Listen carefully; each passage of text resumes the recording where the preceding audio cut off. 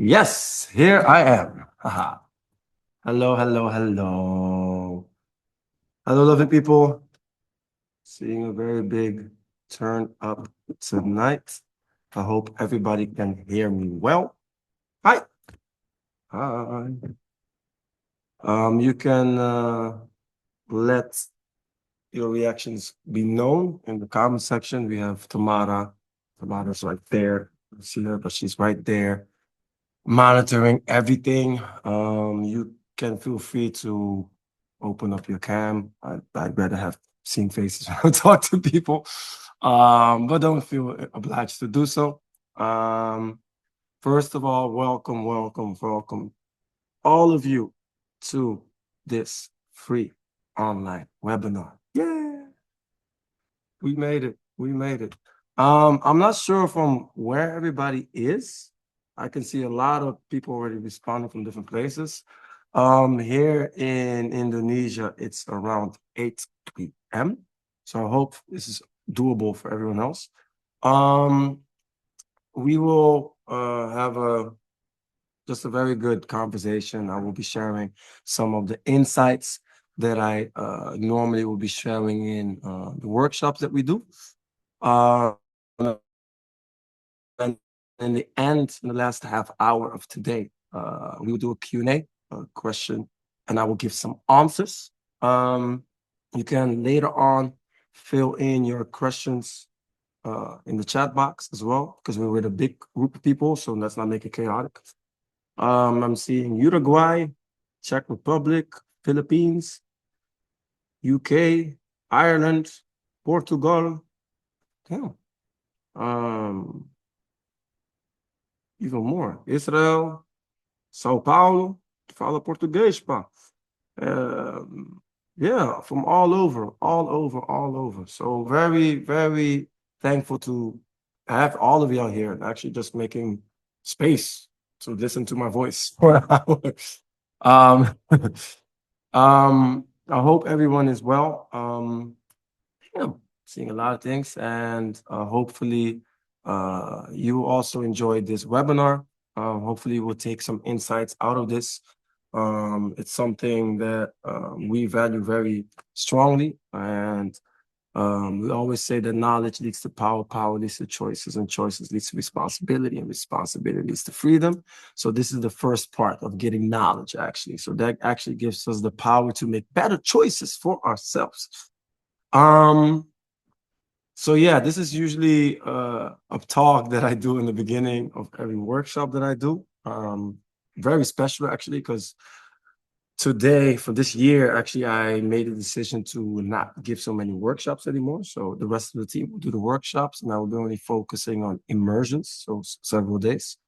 However, this format, also doing things online, will be a standard from this year on. I will share more about this way of teaching in the end of the session, which we are very much looking forward to. Very much looking forward to. So hopefully you stick around. And yeah, first of all, for the people who do not know who I is, my name is Gil de Grit Gomes Pereira Horta Leal. I was born and raised in Rotterdam, the Netherlands. I'm 34 years old, proud Sagittarius, and I am shortly from Cape Verdean descent, which is a very small island group between Africa and South America, basically. I grew up in not the most financial abundant environment in Rotterdam. You could call it the projects in some cases, or the ghetto, in which I found dance when I was around 14, 15. Also grew up as a Jehovah's Witness, so dance was not something that was allowed. So actually that started a very long journey of me having arguments and fights with my parents, and actually me just trying to stick to what it is that I want to be doing. So everything that I'm doing right now is actually defiance against the Church of Jehovah's Witness. I started to found popping when I was 15. And popping is the where you tense up your muscles on the beat of the music and you create all these different illusions. And when I was around 17, 18, I experienced a lot of, let's say, negative experiences. And I was already the weird young dancer. I was a young, talented kid in the Netherlands, battled a lot, but I was already known as a weird experimental dancer because when you pop, you're like this, you make your wave, beautiful, beautiful. But I already noticed very early on that in the moments when I felt sad, when I just had a fight or argument with my parents, or I got beat again, and I'm in my bedroom dancing like this made no sense when I'm sad. I'm like, what does this mean? So even inside existing dance styles, I was always already trying to find ways to create deepening as well. And that's actually one of the reasons why I fell in love with dance in the first place, because that was one of the first places I could express myself. Because growing up in a Jehovah's Witness household was um, and that actually continued on for a couple of years until in 2012, on the 21st of December, I experienced my psychosis. And that psychosis, multiple psychosis actually, really set something uh, like it reset my whole life basically. I was forced to look within.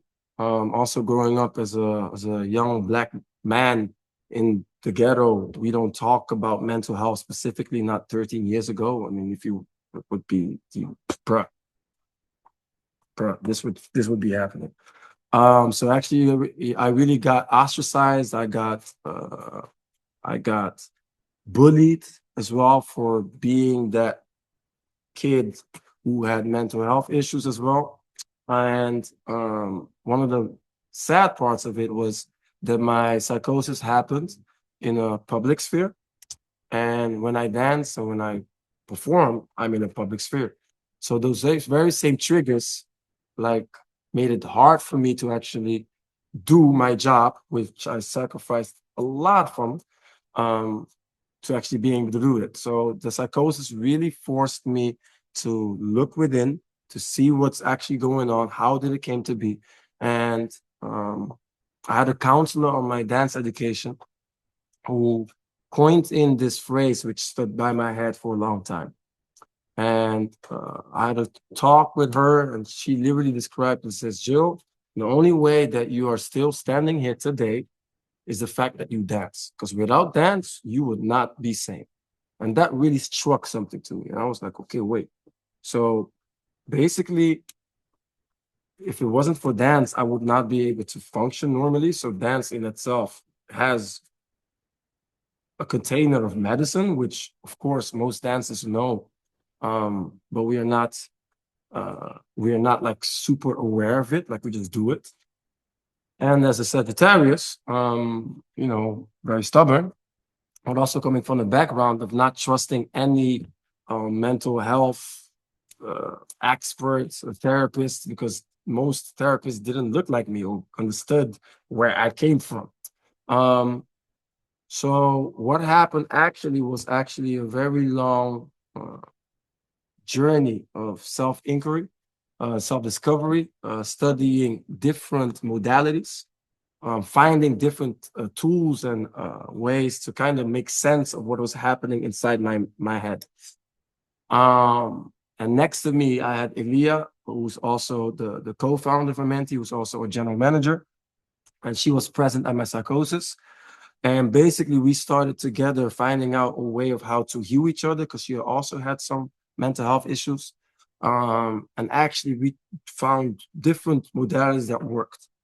One of the modalities that really uh, like did a lot for me was diving into Jungian psychology. So, shout out to Carl Gustav Jung, who made things on a psychological level very clear. Um, we also dove into Eastern spirituality, diving into the chakra system and seeing how those different chakras kind of affect the spiritual body as well. Um, we also started diving into Mesoamerican plant medicine as well. But also we saw that embodiment, specifically African embodiment, hip hop and everything, was something that was not touched upon. So what happened was basically we were studying different modalities, and I saw beautiful, complex understandings of the psyche and the ego. And I always thought to myself, like I had this knack, this ability to understand very complicated things. See, when I was small, I got diagnosed with giftedness, so I was able to understand and make links very easily, more than my peers. Hence, dumbing myself down is one of my coping mechanisms. So what I was able to do is I was able to draw connections between different modalities, different religions, different forms of spiritualities, who were in basic essence saying the same things, but through different understandings. However, I also understood, and I found it very interesting, that I think people from color understand this very deeply, is that when you're going through something and you're on your way getting out of it, you kind of feel guilty if you're the only one making out of it. So there's always this notion of, okay, how can I give this back to my community? How can I give this back to my family? How can I translate all of these complex psychological terminologies to people who come from a similar background as me, but don't have the luxury to understand the difference between superego and the idea and the persona and the mask and the shadow, etc. And also this question really pondered, which is an essential question to how actually the and Amenti movement came to be, was how does all these beautiful, complex terminologies actually, what does it mean to the body? Like, what does the ego, like, how does it look in the body? What is the difference between the shadow and the ID? Like, what do all these different aspects actually mean on the somatic level? And that journey, that investigation that me and Elia jumped upon was actually the starting brick of building the house of Amenti, basically. So I invented some exercises that I knew that helped me through understanding and through trial and error. And so I was developing certain exercises that helped me regulate my nervous system, for example. One of the first exercises that I did was coming from popping. And actually one of the founding questions was also asking myself, so why do dancers choose the dance style they choose? I mean, it's for a reason. Like, there's a certain reason why I picked popping rather than ballet, for example. There's the reasons why certain people are drawn to certain forms of dance more than others. So looking back at my own dance style, I was busy with contracting my muscles constantly. But I also noticed that when I felt triggered or my psychosis or my anxiety came back on, that my body would go in a state of hypertension. So now I'm relaxed, but if I would start to get triggered, my neck would start to freeze a bit. I would be hypertense. I would be very fidgety and aware. And actually, I would tense up my muscles constantly. Look around and scan for my environment, for any safety, etc., etc. And that happened often. Like, this is not a smooth process. This was a process that went over years. Like, I stopped being a performer for 2 years and rigorously like studied different modalities. So I took a stop. So it's not like a kumbaya walk in the park. So I noticed that my arms and my neck and my chest was like contracting heavily whenever I was in a state of quasi-psychoticness, psychosis, or anxiety. So this would happen, this would happen, this would happen. I would kind of have this motion. However, at a certain moment, I realized that this motion, what I'm doing right now, is actually the foundation of my dance style. I contract my muscles by will on the music. This is what I do. This is what I do, literally. So if I would be hypertense, this state would actually always be on.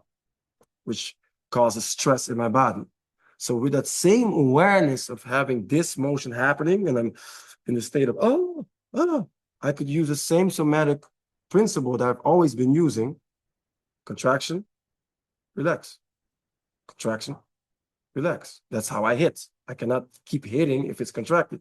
So I already had this somatic awareness of releasing tension and knowing and recognizing when there's tension in my arms, of how to release it, even slowly, gradually, gradually, gradually, gradually, gradually.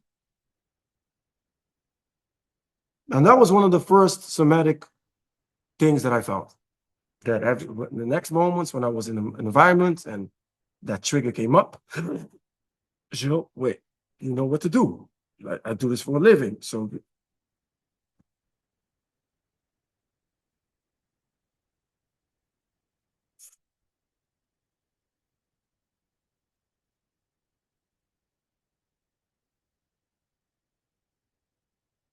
slowly, I started to notice that my body would slowly calm down. Not at one time, like not at one go, but when my muscles are relaxed, there's a sense of trust in the body, which is the opposite of fear, basically.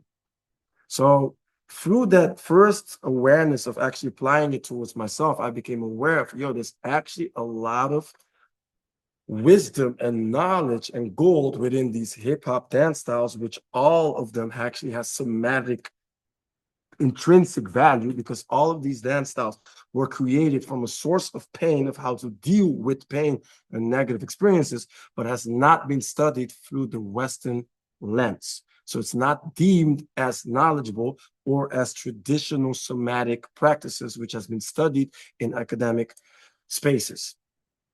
So then this question came to be of, okay, how do we translate these somatic things in a framework that combines Jungian psychology, spirituality, plant medicine work, and African embodiment?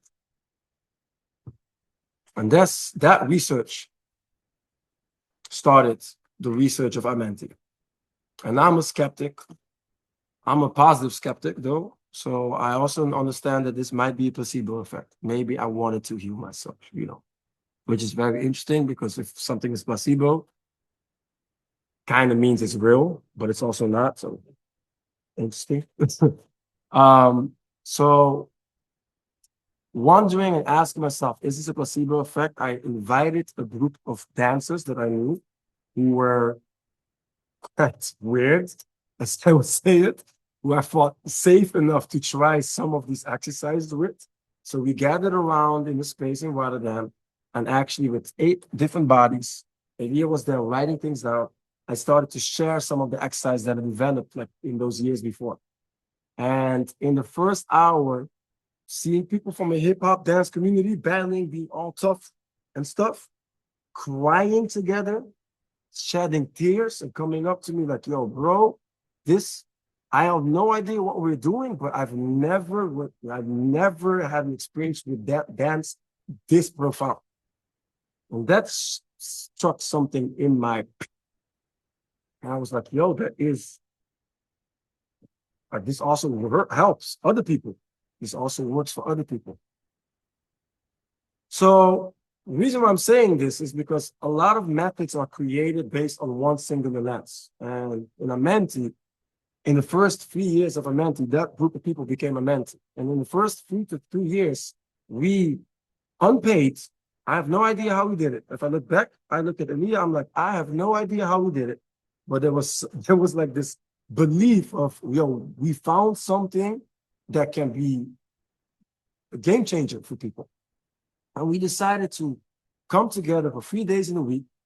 And actually, we had 8 to 12 different bodies doing different exercises, all having different reactions, different reflections. Like each body has different trauma, so to speak. There were some people who had gone through sexual abuse. There were some people who went through bullying. There were some people who were abandoned very, very young. And so all of these bodies had different reactions on the same exercises. So we had a test group for years. And thus the collective way of seeing how healing occurs start to take place.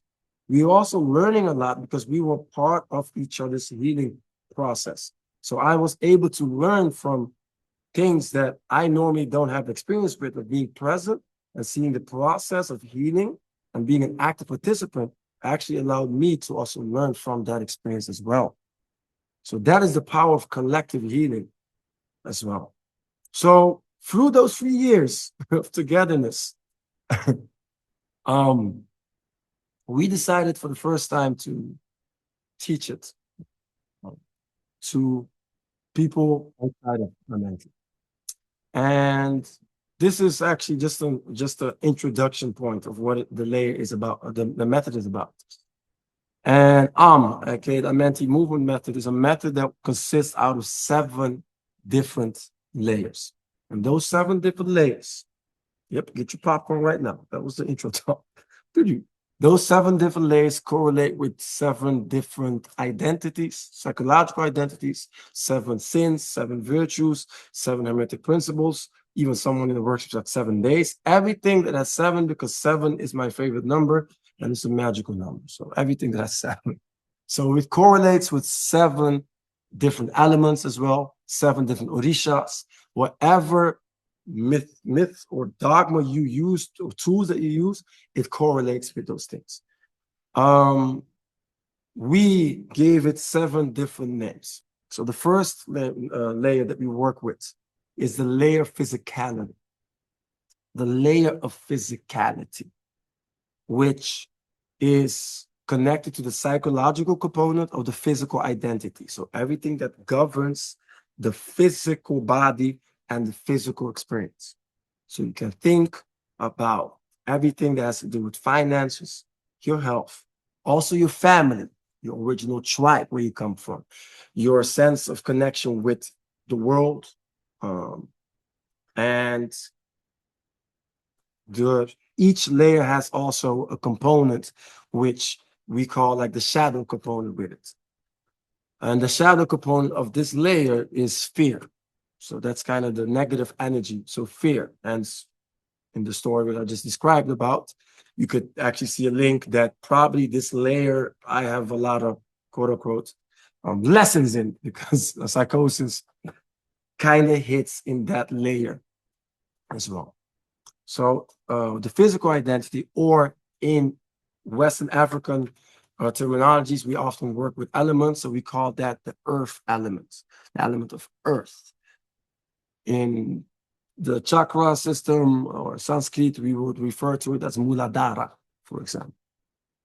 So that's the first layer, the physical identity. It's the first layer that we work with. And take in mind that each of these layers also have a different intention, different way of moving. The second layer that we work with is the layer of sensations.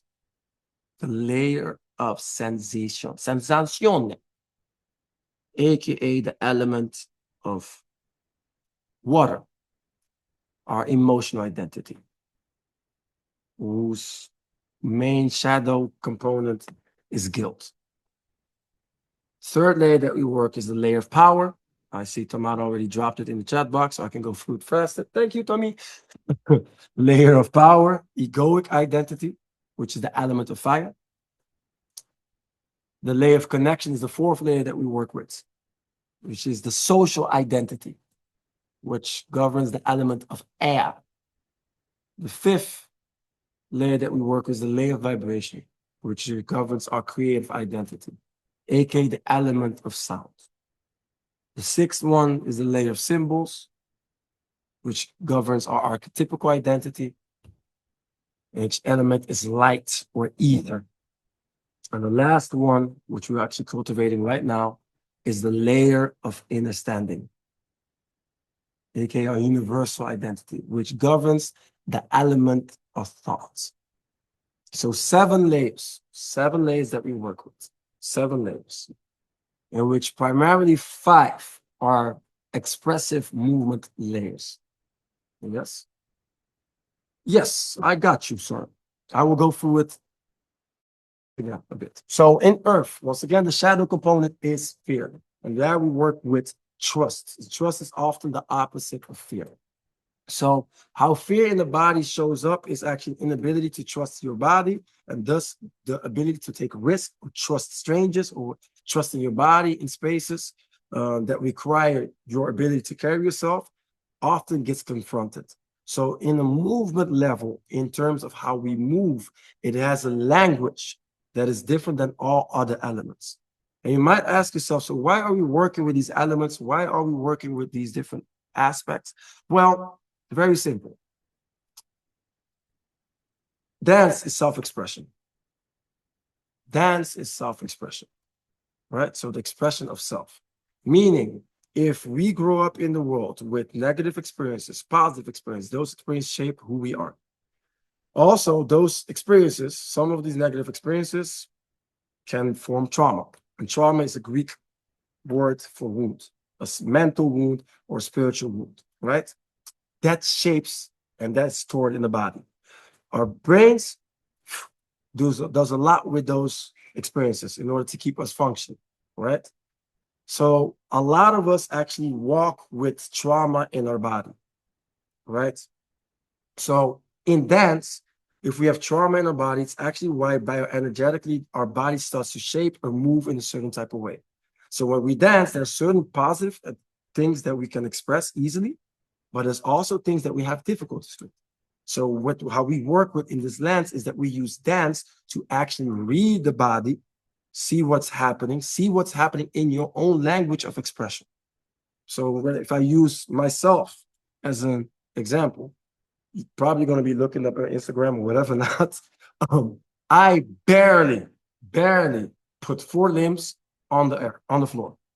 Like I am across the earth, but barely. I'm like, ooh, lightweight, because I had a hard time trusting my body because I grew up in a household full of physical abuse.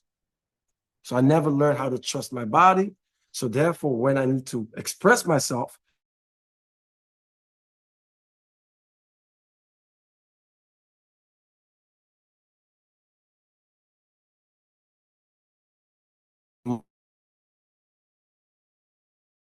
expressing or feeling their emotions.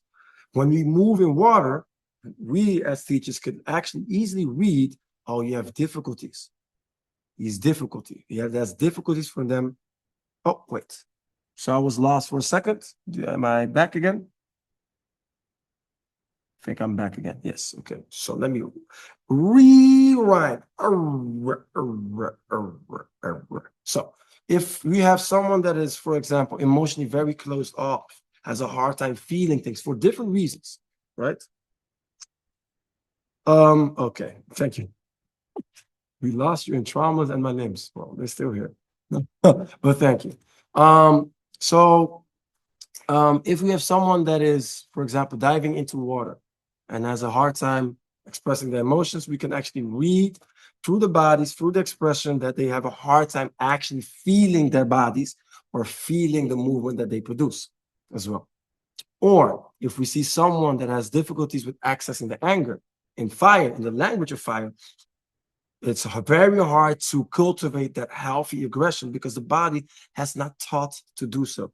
So how we use those layer systems is because each one of us have all of these elements.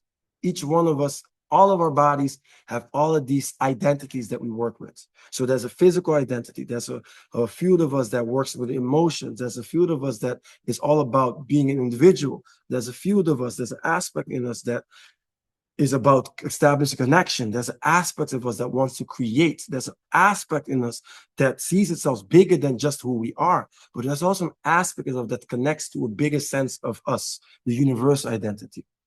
So how we use these layers is actually to read how participants work and how they express their bodies. So with these layers and each of these shadow components, in water, for example, the shadow component is guilt.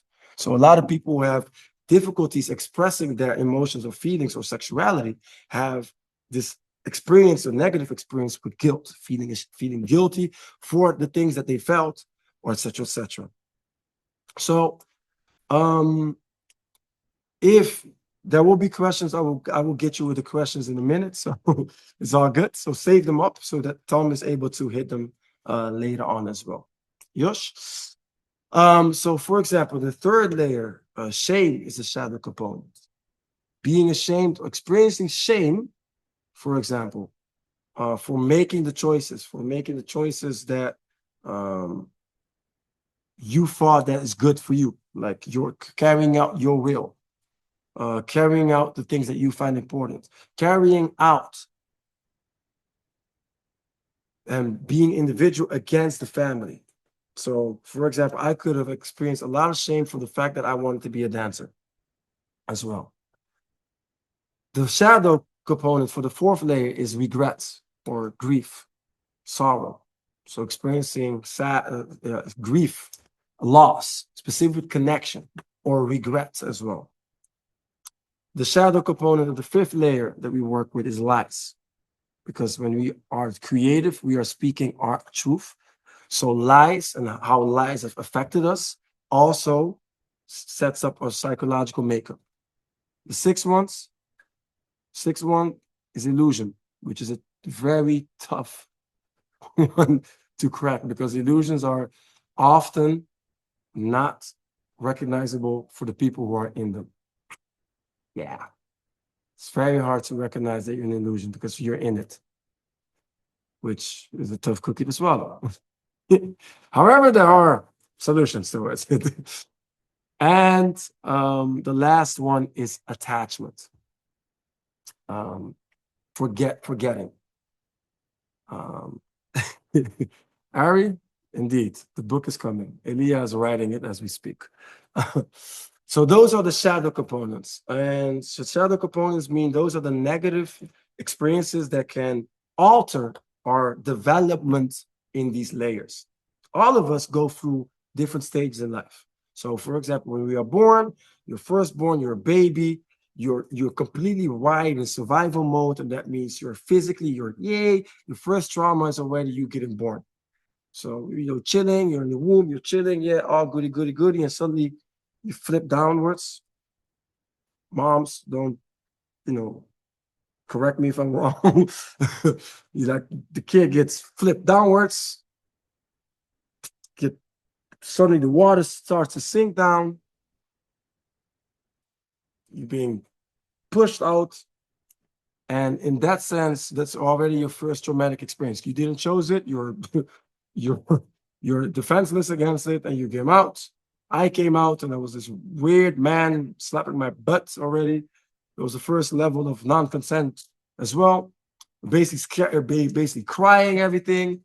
And from that moment on, the first years, like this level of survival is important. So learning as a baby how important it is to have safety, to have your needs met, your physical needs being met as well are important. So in my formative years, those first years were not sources of safety. There was a lot of tension in my house. There was a lot of physical abuse happening in my house. My mom had so much fear in her body that I actually inherited some of that trauma inside my body as well. So growing up, having this sense of safety in my body was something that I did not develop healthy. For some others, this might be the first 2-3 years might be good. And for others, for example, learning how emotions work and seeing how they were able to express. For example, little girls were not taught to be angry because that's unprincess-like. Boys were taught to not cry, for example. So there's already in that moment a distinction being made between good and bad emotions. So there we learn how to, favor certain emotions above others. For some, for example, it happens in a moment when a child learns to say no and go against and learn how to express their power, basically. And maybe some of us had very strict parents who taught them, if you say no, you disrespect, or some parents had that being celebrated. So all of these different aspects in our childhood shape how we are functioning as adults. And it's very important, specifically in the ego as well. See, a lot of us think that how we are today is just how we are today. It's that we chose to be like this. But actually, a lot of those choices that we made were made unconscious, subconscious, actually. were made as a little infant, that when your dad came home and your dad was angry, that you made a choice to be the clown so that daddy would be less angry. And every time you became this clown, for example, or you start to joke around, you start to diffuse things as well. So that became a coping mechanism. A coping mechanism are strategies that we developed very early on, seeing from our parents or people around us, to deal with things that when we are small, as little children, have a hard time processing things. So for example, if our dad or mom is away for a day, a whole day, 24 hours, we don't understand the concept of work. So for us, we can already feel abandonment in that sense. So how we cope with the very difficult things is important. And once again, not every negative thing is traumatic, and not every traumatic thing is necessarily. It can also be the things that should have happened and the things that did not happen as well. It's not only the major negative experience, because trauma is subjective. So meaning what traumatic for me is for me might not be for you as well. So therefore, if it's subjective, that means everyone is prone to experience different forms of trauma. And of course, there's levels towards it. There are certain people who have more trauma than others, but it does not change the fact that all of us grow up with wounds in our bodies, right? And our brain fragmentizes every time we have such a big traumatic experience in order to preserve itself, to cope with it. However, as Bessel von der Kolk perfectly cited, the body keeps the score. The body is your own akasha. Your body memorizes everything because it has been there in each experience.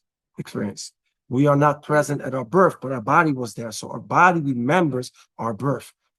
And what's also important to take with is that a lot of these negative experiences, specifically in cognitive behavior therapy, like we talk about our trauma, but the majority of things were not, like our linguistic parts of our brain were not fully developed when we went through certain of these experiences. So somatically, we use this as a tool, as a portal to make connection with those unconscious, subconscious parts. So these coping mechanisms that we learned, these coping mechanisms that we've internalized, actually start to become part of our patterns. Every time you experience anger, you try to diffuse it with laughter. It becomes a pattern. That pattern becomes a part of our behavior. That behavior becomes part of our character. And at a certain moment, our ego starts to identify with the character. So a lot of our actions and ways of that we relate to difficult issues are not actually by choices that we constantly made, but actually roots from coping mechanisms that we developed very early on. Does that make sense? Yes, it is raining a lot. So just checking in. That's it. So what we do with dance and movement basically is we use these very same triggers, and we all understand that when you are triggered, your body goes back in time travel until you were 7 again. Well, with dance, we can also travel through time. When you put a favorite track from your childhood and you start dancing, you're not in that same time and space anymore. So what we use is we use the same neurological highway in our brains to rewire our connection to our trigger to make it a bit more positive as well. So we use the dance and movement as a way to open up these doors in which we find it hard to access through the mind. I often say that when a problem is created in the mind, you cannot solve it in the mind, because if you could solve it with the mind, the problem would never be there. So if there's a problem in the mind, we need to use a different aspect of the human experience to heal it. If there's a problem in the mind, we probably need to use the soma, the body, or the soul to heal it. If there's a problem in the soul, we probably need to use the mind or the body. If there's a problem in the body, we probably need to use the mind or the soul to tackle that problem as well. So we use dance and movement as a portal of healing for people to have a safe space in which they can express themselves, can express the things that normally they would not be able to express, to make connections with the parts of themselves that they pushed away, fragmentized through trauma, to have a space where they come together as a collective, witness other people, other bodies going through something similar. So seeing connection in that. Witnessing the fact that they are not the only ones with this trauma, but actually when they're in a space with 40 people, they actually see, whoa, through the expression, oh, wait, you're going through something similar. That is the power of what we call Amenti MoveMeant Method. And through these different layers, we can actually reflect and give people tools to reflect upon their own journeys of self-development, because normally everything is open. So all of these layers all have life areas, different areas which governs about life. The physical aspects, which is different than emotional aspects, which is different than our relational aspects, our relational aspects of life, for example, which is different than the creative source, my essence to my self-connection and expression of that. So all of these different life areas flourish normally. However, when we have wounds, normally one of these wounds actually affect one or two, sometimes even three of these life areas, which is very important, because in order to heal things, we need to be very specific with things. And I know, healing and ambiguity does not go hand in hand. Like when we need to be very, if you have a surgery going on, you have a surgeon, you want that surgeon to know exactly where it is that he be cutting, rather than, oh, you have something in your arm, let me just try. No, you want to have it very specific. This angle right here, just this one. So in order to heal things, we need to be very specific. So this framework of using Jungian psychology, Eastern, but also Kemetic. Kemetic is Egyptian, original word for Egyptian. Spirituality. We gather soul aspects, the mind, but also the body. Jungian psychology, the mind. Kemetic and Eastern spirituality for the spirit. An African embodiment for the body.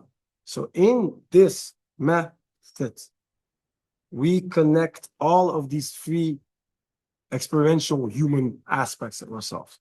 And normally, when we just encounter behavior therapy, it's just one aspect, or we just go to the gym, it's just one aspect.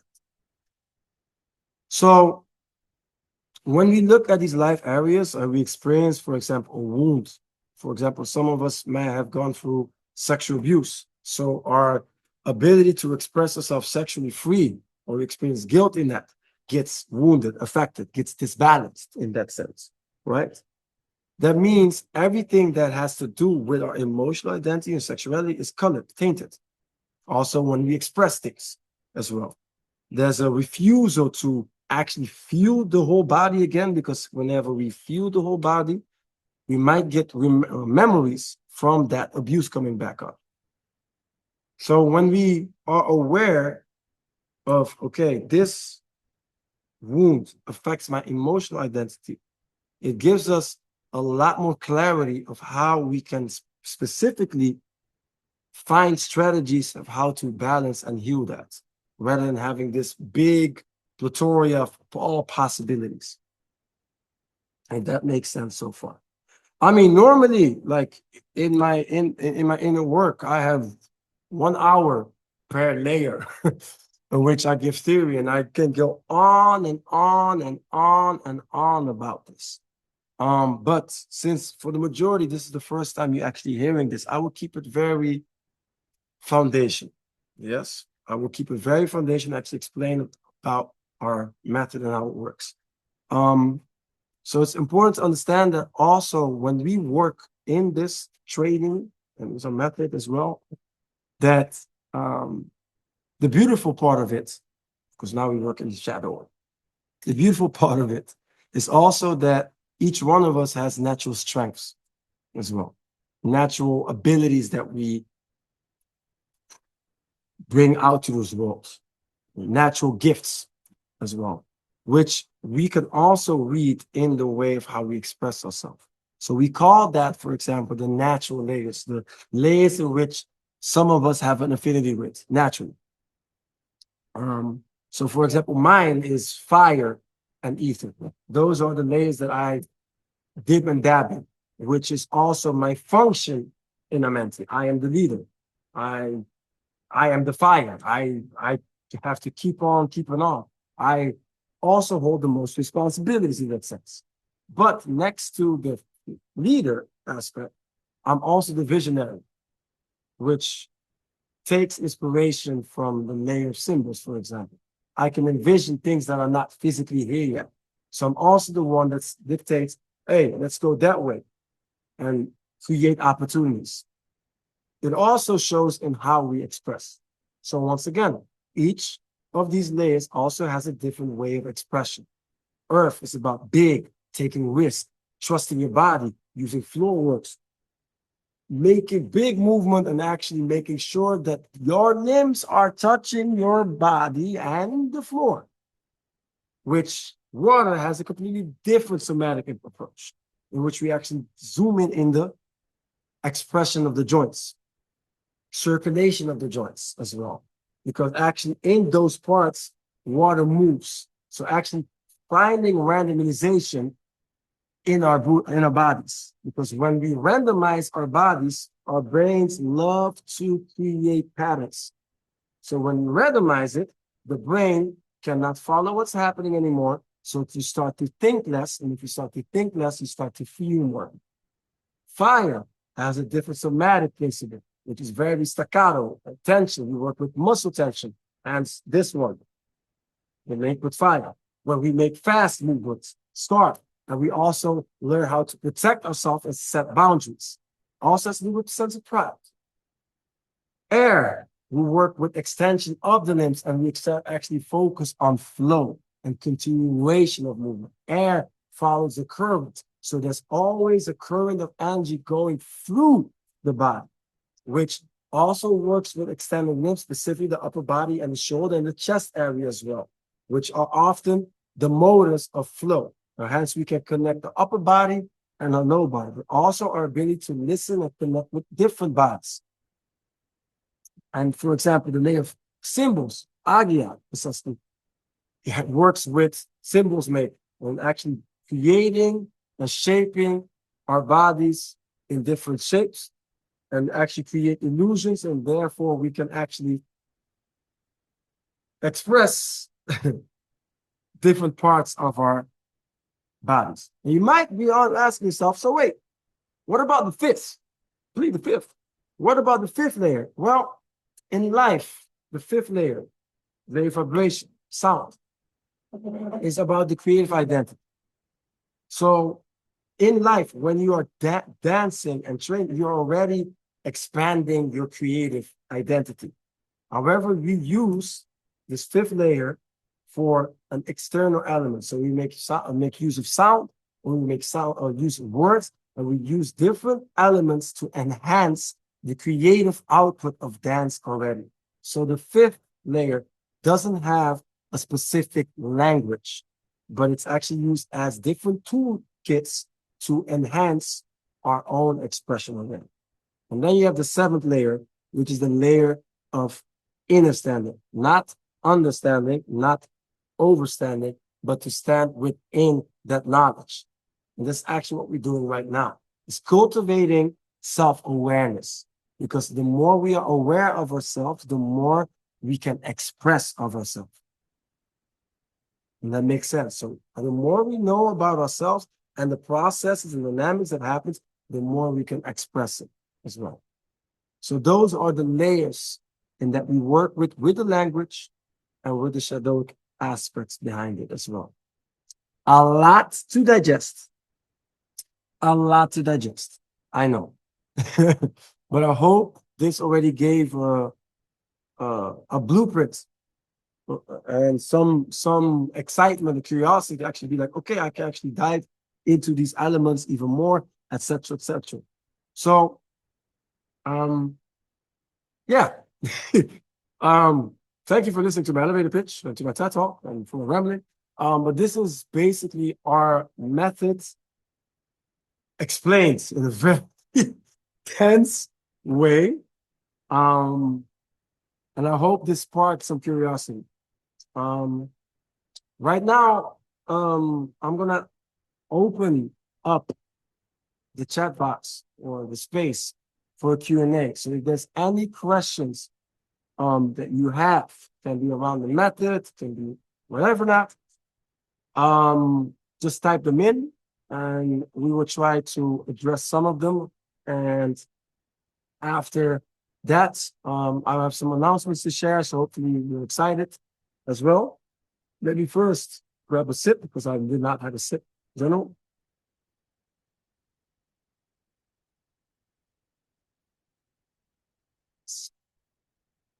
So I will give you some time to come with the questions. So Tom can can um, can gather them all out. So there's certain questions that have an overlap, so I can just try to tackle them.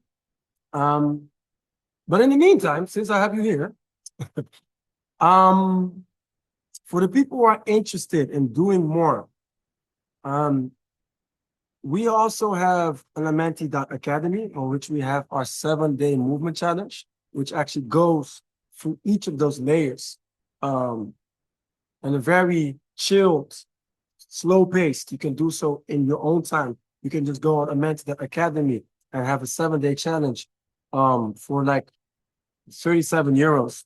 And that's actually a challenge that is giving you daily inputs for 7 days. You can always look back at it. The rest of the team also teaches it, and the first day is free. So you can just try it and see how it feels. And this is actually a great way for you to get to know the method action.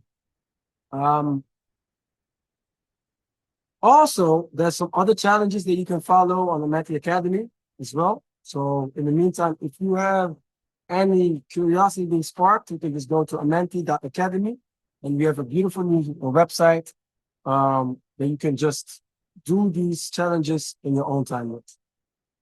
Yeah. It is raining very hard in Mali, so I'm hoping everyone can still hear me.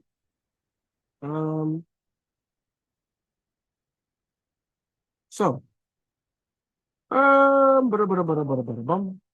yes.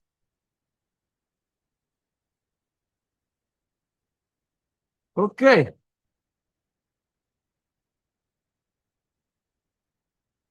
So I see a lot of beautiful questions coming in.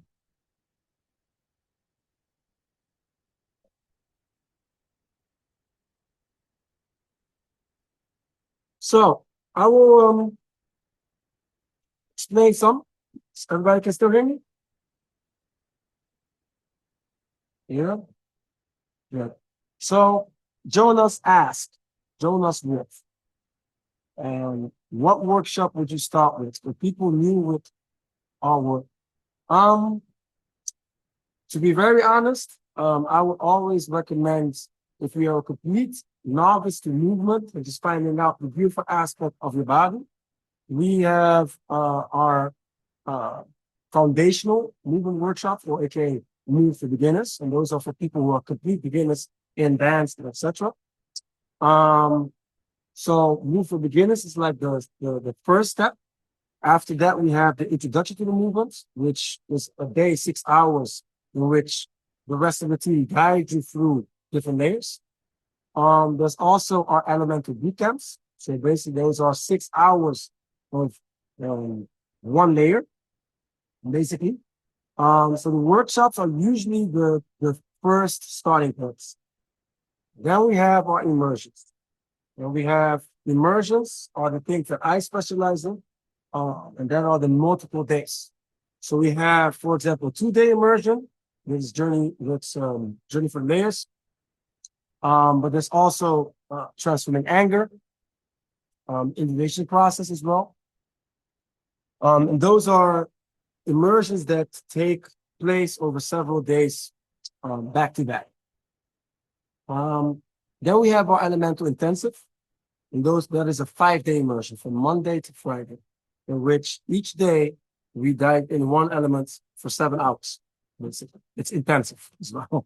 So basically 35 hours of movement. Next month, we have our very first retreat, Regenerative Being. That is a 7-day retreat in the beautiful, lush jungles of Costa Rica as well. But the most hardcore immersion that we have until today, and I will be making a new one as well, is the inner work, which is personally my love child, which is a 10-day immersion. Monday to Friday, Saturday, Sunday, you're off, Monday to Friday again, which I recommend everyone to do in general. There's also the immersion where I can give the most. However, to get the most out of this experience, I personally recommend everybody to start with some workshops or with the immersion first. I don't do spiritual marketing. Basically, if you do an immersion once, I don't want to ever see you doing that immersion ever again. Yes, basically, I don't want to, if you do the work, I don't want to ever see you doing the inner work again, or else I have not done my job well. So we actually create this little ladder for your experiential development, so that when the time when you decide to do the inner work, you get the most out of it. Like you can take the most out of the experience as well. So that is something I recommend. Also, from this year on, we're going to be doing a lot more online workshops as well. So those are the most easiest entry points of workshops. Speaking of which, actually, next week, I am doing a movement masterclass that is on the 7th of February, in which you can actually find it also on our website.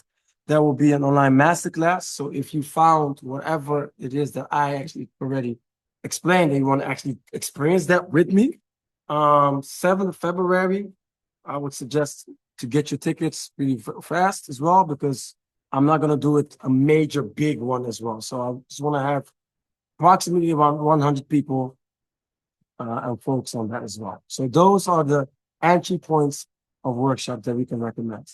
Yes. So I hope that answers your question, Jonas.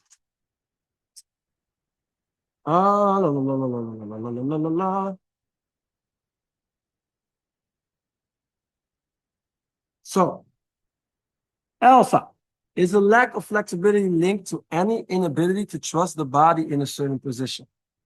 You struggle with extension in general. Lack of flexibility is often linked to different experiences. It can be with a trust in the body as well, because in order to stretch, there needs to be a sense of relaxation as well. So having this hypertension also creates stiffness in the body.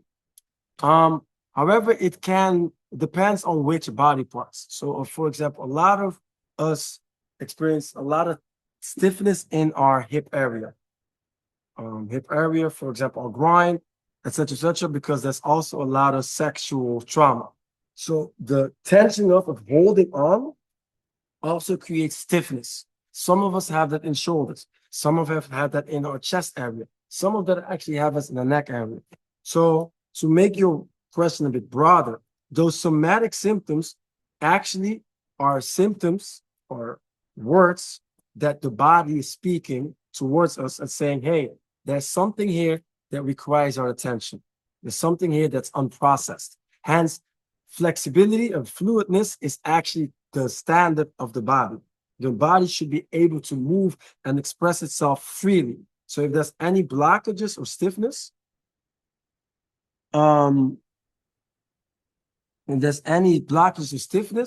it's usually a result or a symptom speaking from a bigger problem, a bigger cause. So I hope that kind of explains your answer a bit on the notion of how flexibility is linked to these somatic principles. Woo.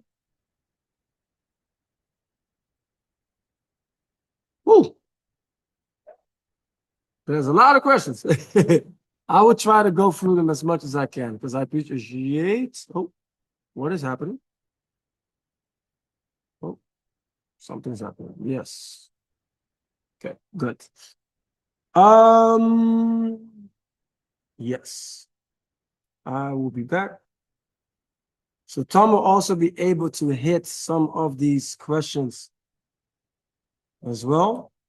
Um, it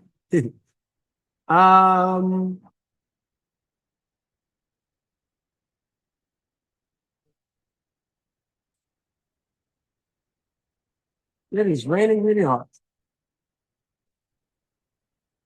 So, can we have these activities in Portuguese? This one hits me a bit personal. Se eu muito falo português um pouco.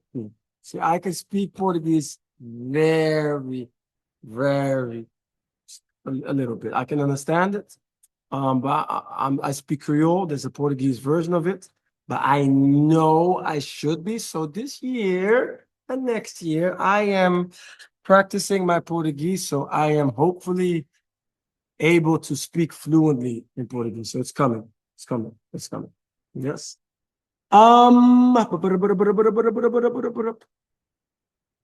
where would we be in 2026? And I see Matilda and Lena also asked this event scheduled. Okay. Since y'all here, I'm going to hit you with, some of these dates are not out yet. So just put, just write them down already. I'm looking at Elia. Elia's not paying attention because Elia's be like, don't write down. So I'm going to spill some tea. Yeah. I'll spill some tea right now. So next month, we'll be in Costa Rica for Regenerative Being, a retreat, but also in the Vision Festival. We come back in March into Bali. In Bali, we will do Transforming Anger on the 10th to 12th, and we have an elemental intensive in March. I cannot be specific with the dates yet, but I just let you know where we are. Yes. In April, we were still in Bali, Indonesia, for this year. We are staying in Bali until the end of this year. Yeah. So in April, because we only do this twice a year, we have our inner work. Yes, in April. So, and it usually sells out. So right now you have a, whoop, whoop. So in April, we do our inner work. The second inner work will be in December. Yes, so if you feel like I want to have 10 days, However, in May, we will be touring for the first time the United States of America and Canada as well. Yeah. Yeah. Because we have a lot of people from America asking us, come here, come here, come here. So we're finally going to come here. We have, if I'm going to do this on top of the dome, I will try. We have Los Angeles, San Francisco, Austin, Boulder, New York, Miami, and then we also go to Canada, because then we have Vancouver and Toronto. Alana just confirmed. She was like, yes, go. Yes. So we will be touring the States as well. And that will be from end of May until the beginning of July. Yes. So the end of May, beginning of July. Then we will be touring Europe. We're coming back to Europe. We will perform at Medicine Festival. We will do an elemental intensive in Berlin. We will also do an elemental intensive in London. Tamara and Camilla will do a specific water immersion, and we're touring for Europe as well. And that will all be happening around July, August. September, I go back to Indonesia. And for the last 2 months, we're probably going to be doing more things in Indonesia and Bali. And in December, we make the jump from Bali to the other side of the world. We'll be moving in December to Costa Rica as well. So we'll be on that side of the world. So that is, for now, some of the big dates that were coming as well. So you know a bit where it is that we are. There's things being added, of course, but those are in general the big things where we are based as well. So hopefully we catch you there somewhere. Yes? Yes, Tom, hit me up. Sometimes movement releases strong but can't be remembered. You know how to access memory through movement. So sometimes Movement releases trauma. Sometimes movement releases trauma. It can be remembered. You know how to access memory through movement. Do I know how to access memory through movement? Well, good question. The body keeps a score. So meaning the brain tries to push those negative memories as much away as possible. Often we think that the brain's main tool is to remember things. It's actually its main tool is to forget things. Hence, we don't have to do any effort to forget things. We have to do effort to remember things. And the reason why our brain is actually kind of filtering information that we don't need is so that we are able to function, right? Or else if you remember everything for the first, so there's a lot of the memories that our brain actually has labeled as unimportant or not safe, but the body remembers. So often when we dance, that's actually when we dance and we are able to tap into the zone of freestyling or intuitive movement, we are actually letting the subconscious and unconscious parts of our body actually speak.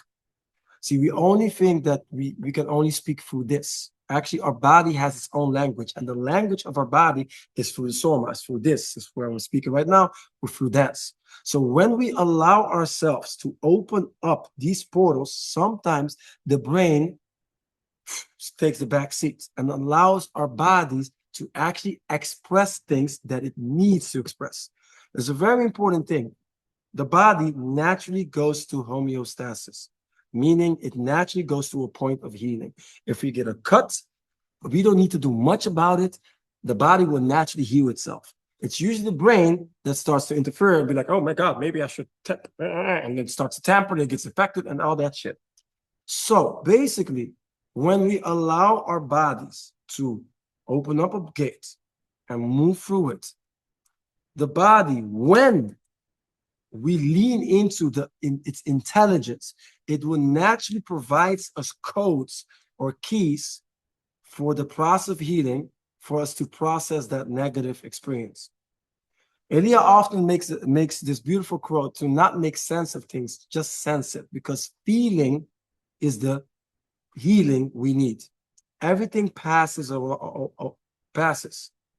And it's not an emotion that sticks for a half hour. When we truly feel it, we might get a peak of energy, of activity, but when we truly experience it, the body goes back to base.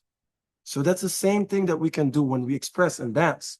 That sometimes we can open up a portal, a memory, a door of memory, and allow our body to actually just go and go and go. And actually we and the other side can receive these beautiful gifts of codes and movement, and the body knows what to do. Basically, we can give ourselves and our bodies the signal of completion, which we could not have when we experience certain negative experiences. When we felt triggered, when we had fear or froze, our brain has this filter of not finished. So every time we get a remembrance, our body goes back to that state of not finishing. And in dance, we can actually go through it and change the outcome so that we can actually send this sense of completion to our brain. And thus we start to rewire our connection to that memory, or memory can come back in. Yeah. Woo! Woo! There's a lot. I appreciate it though. I appreciate it though. Yes. I'm gonna ask Tamara because I know I'm just Tamara. Okay. Do you have any thoughts or context regarding ancestral and intergenerational work in your method? So do you have any thoughts or Context. context around Ancestral and intergenerational work. ancestral and intergenerational trauma? Yes, I do. How deep do you want to go? Well, actually, I have a lot to say around that. I can do a whole webinar around it. But intergenerational and ancestral trauma is a thing. Like I already described that I already birthed a lot of the trauma around fear from my mom. This is one generation. So I will keep it very concise a bit because Amenti MoveMeant and we as a company are also a decolonized company. So meaning we work with decolonizational aspects. So we actively want to decolonize certain structures that are in place. And basically you can think of everything that comes from colonization, sexism, homophobia, racism, etc. Everything. And we actively want to dismantle the internalized isms that we have absorbed by living and growing up in a society that is post-colonial. So meaning my body even has racist perception about my body, about my color. Same goes for women, for example, that experience sexism. They have internalized sexist beliefs or behavior that they received, right? Which just comes from a line of trauma, because we're not the first one. So there's this study, for example, that people who are Holocaust survivors actually have generational trauma from those 5-6 years of oppression and subjugation, right? And that is approximately now 80 years ago. 80 years ago, there was one generation who experienced for 7, 8 years, 10 years, mass fear, right? So if you take that very same lens of 10 years, and for example, apply the lens of sexism, that is generational, of women being subdued, etc., you can start to see that in that lineage of trauma being repeated, it is pretty natural that most women in this day and age still suffer from that traumatic experiences from their maternal or feminine lineage. Same applies for people of color. If I take mine, 400 years of colonial oppression. So I'm the first one in my family that can choose what it is that they can do. My roots are, I am carrying a name that is not even my language. So for example, my physical abuse, it's not just being disciplined, no, comes from generational trauma. See, Cabo Verde is one of the first colonies in the world, which actually hence Nossa fala crioulo. We are the original Creoles. My demographic of mixed Africans and European descent was created, cria. Hence, we speak Criollo, a mixture of different things. So, meaning that this physical abuse was the same abuse that my grandmother or my great-grandmother or my great-grandfather has been through as a way to be disciplined by their slave masters. That behavior, that window has been passed from generation to generation to generation to generation, and now it becomes cultural, which actually has its roots from a colonial past. So meaning that is inside of my body. Not just that trauma, but also trying to make myself small, not taking up too much space, talking with my very white voice, for example. I know, very good. My name is Gilberto Gomes Leal. How are you? This is my white smile. Yes. Good day. Yes. I know. Code switching. All of these different things are strategies. So it goes a lot deeper. And if we look at 10 years, and that's already proven scientifically that the generation, 2 generations afterward suffer a lot from that trauma, let alone a trauma has been casted up for hundreds of years, generations. So I have a lot to say about generational trauma. But to make it also more positive is that we can actually easily stop the continuation of generational trauma. That is our responsibility. That is our ability to respond differently to the same situations that our ancestors went through, because we have access to knowledge as none before. We have a responsibility because knowledge leads to power. And we have the ability to accumulate so much knowledge about ourselves, so much modality. So we have actually so much more access to power than our parents or grandparents, that actually requires us to make better choices. And when we make those better choices, we are taking responsibility, not only for ourselves, but for the cancellation of the continuation of generational trauma, which then will cause us to be free from those shackles.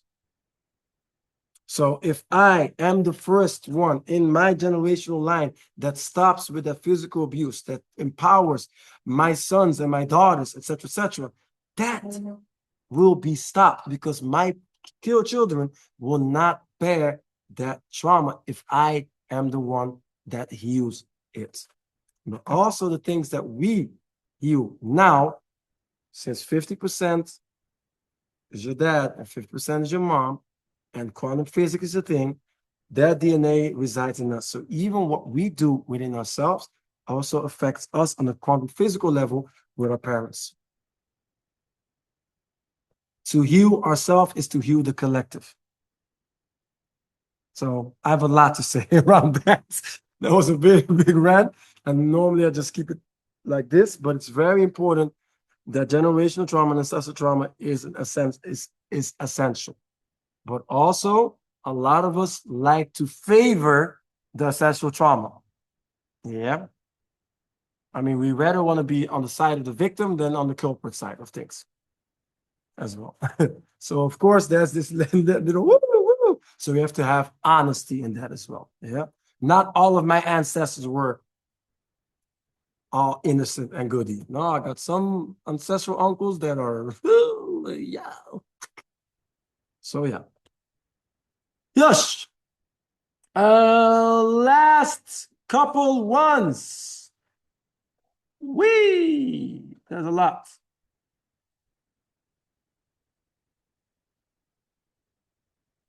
Thank you. I'm reading the comments, and I appreciate the love. Yes.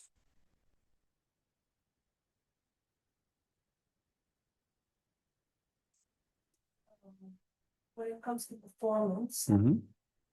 when you look people in the eye, how do you differentiate from people pleasing and staying authentically true to the message that you know needs to be delivered? Ooh.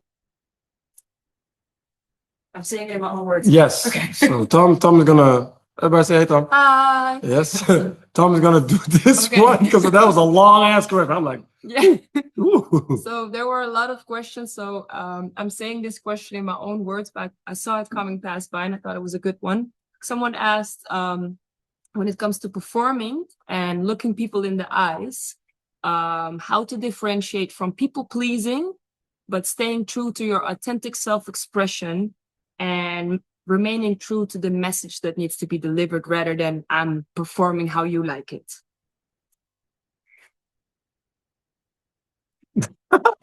Thank you, Tom. There was no way I was able to repeat that.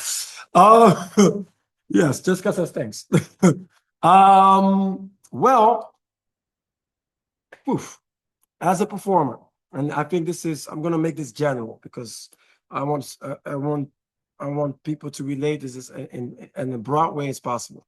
Some of us perform for a living. Some of us work or in servitude. So when I speak about performance, how I see performance, when I perform, when I make a production, when I perform, it is not about me.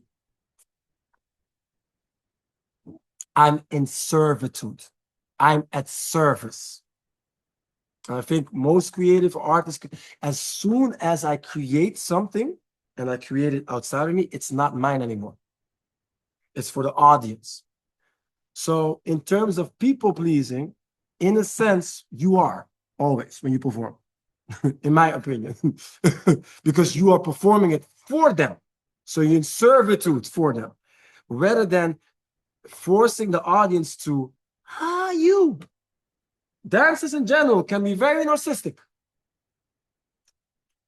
because, look at me, look at how amazing. And normally you have pianist on the piano, and this is what I'm doing. People are like, oh my God, you play piano so well.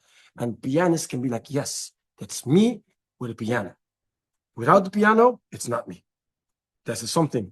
Dancers don't have that. Dancers like, oh my God, you dance amazing. Me? Thank you. Oh, yes, it's my body. Yes, yeah. So in general, dancers can be very narcissistic. Hence, I'm saying, my opinion is when you perform, you're in servitude. You are sharing and experience a story for people to experience. And my body in that moment is an instrument. It doesn't matter how I feel, how tired I am, or whatever, because those people are either paying or are just witnessing magic. And it's our responsibility to give them something memorable. And that is the crux of it. Be in servitude and actually utilize your art and creativity as much as possible in order to tell that story for them as good as possible. Because or else you are just having people witnessing you. And that's actually not why we perform or dance as an artist. As an artist, it's our duty to reflect the times that we live in, but also we have to listen to the audience and not necessarily just catering towards them. But the audience is giving you something as well. So rather than just having this relationship of watch me, give me my attention, validate me, it's not about validation. It's about being in servitude. Because when we are in servitude, we are actually transcending our own ego. And then our bodies become an instrument to whatever needs to come in. And when we are an instrument, that means my body becomes a blank canvas, which makes it easier for other people to relate to me. Because that's the point of it. People need to relate to the art. People need to relate to what's happening. People need to be like, oh, I can identify myself with that. So the more empty a servitude I become, the more people can relate, rather than this is my story. Listen to me, listen to me, listen to me. So that's my opinion. And sometimes you need to, let people know by being authentically you. But in general, being a performer is about being in servitude. I'm not saying diminishing yourself, but you're in service to a bigger group of people. That's my opinion. Okay.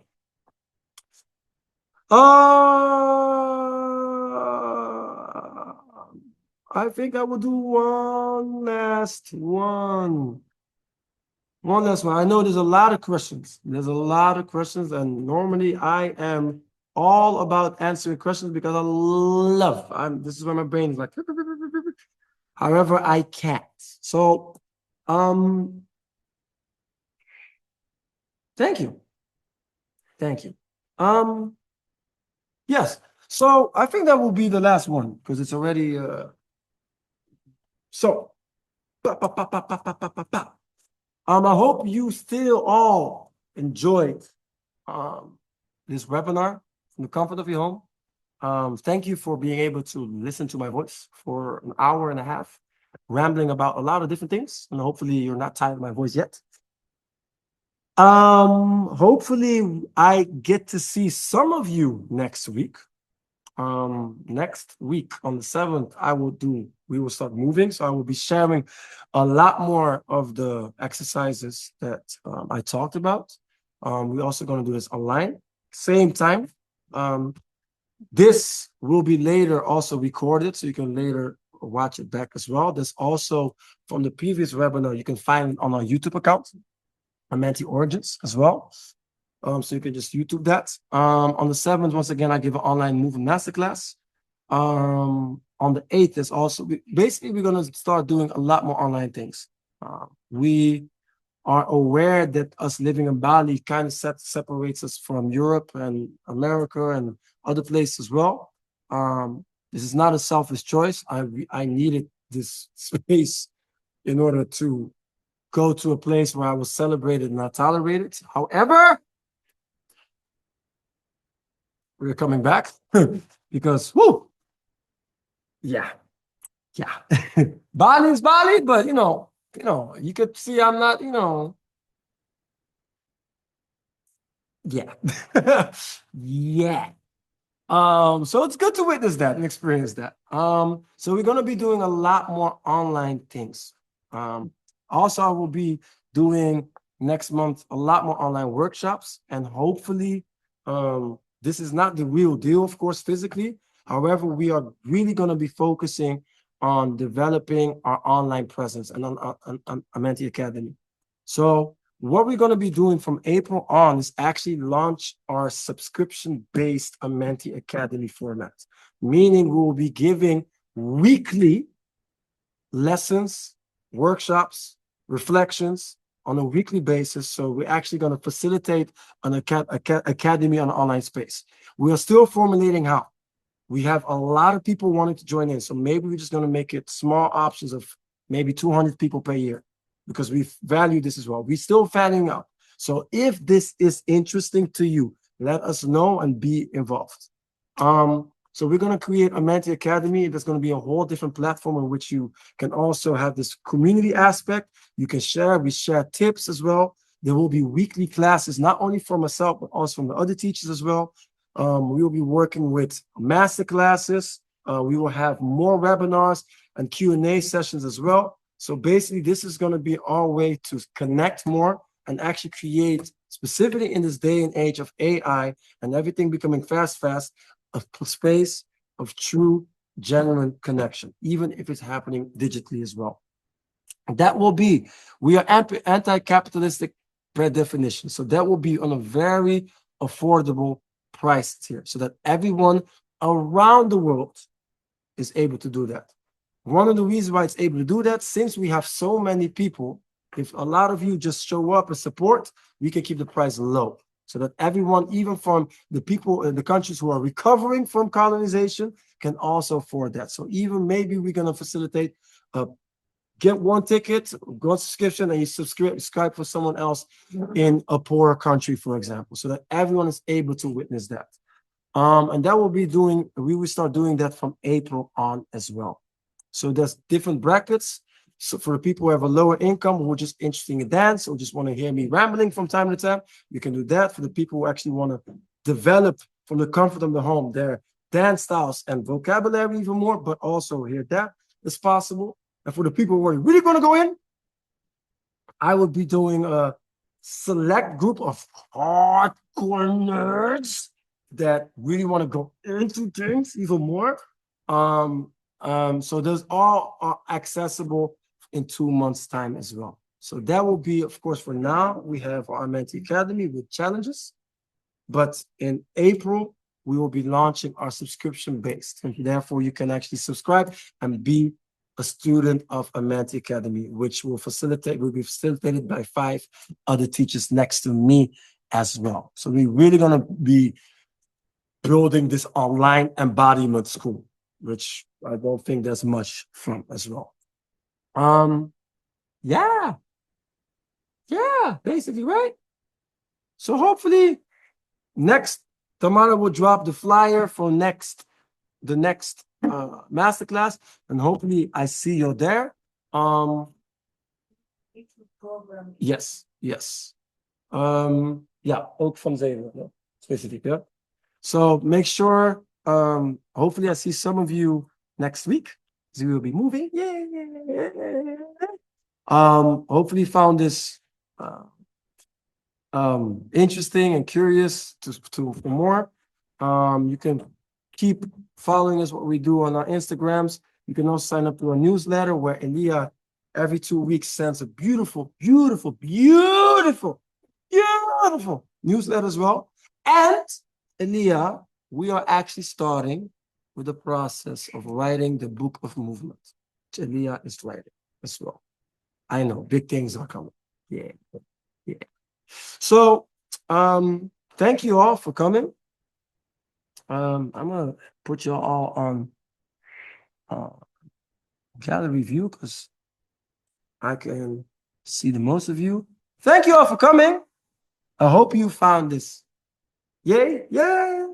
I think we can put the mute off. And also, Tom, give a shout out to Tom. Our Tom here, because Tom has been moderating as well. Yes. Yay! Tom has been holding it down. Thank you as well. Elias also here, the momager as well. Grand kitchen chilling zero time. But also Lana's here. Hey. Yeah. A whole bunch of here. Alana's here as well. Yeah. So thank you all for coming. Hopefully we see some of you soon on this space, physically or not physically, but stay in touch. And thank you so much. Have a good day, evening, noon, wherever you is. Yes? Ciao, ciao.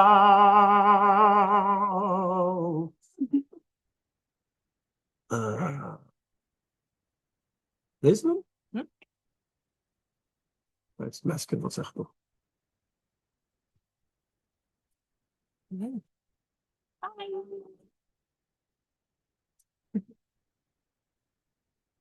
So fascinating in the chat. Yes. Thank you. Oh, thank you so much. Thank you. Thank you, Christian. Thank you. Thank you. Thank you. Hope to see you. Thank you. Yes. Grazie. De nada. Yeah. No, you stay here, Fleet. Yo, look at her going away. No, you held it down. Thank Tom you, did an amazing job. Voilà. Ti aspettiamo in Italia pure. Venite. Thank you. All over the world. Yeah. Love all over the world to you. Kisses, besitos, kushes. I see you, both. I don't know any other word for kisses. Hey. Beijinho. Yeah, I love that. Bitch. Ciao. Hopefully see you next week. And let's stay in touch. Ciao.